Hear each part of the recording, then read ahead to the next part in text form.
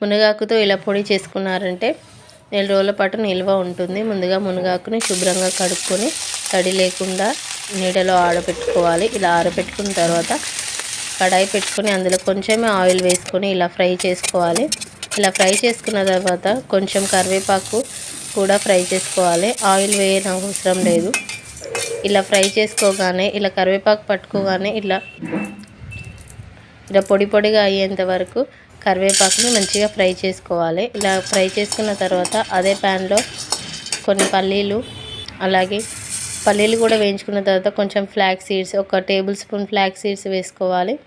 అలాగే నువ్వులు కూడా వేసుకొని ఇలా దోరగా ఫ్రై చేసుకోవాలి. ఇలా ఫ్రై చేసుకొని ఇవన్నీ పక్కన పెట్టుకొని కొంచెం ఆయిల్ వేసుకొని అందులో కారానికి సరిపడంత ఎండుమిరపకాయలు కూడా ఫ్రై చేసుకోవాలి.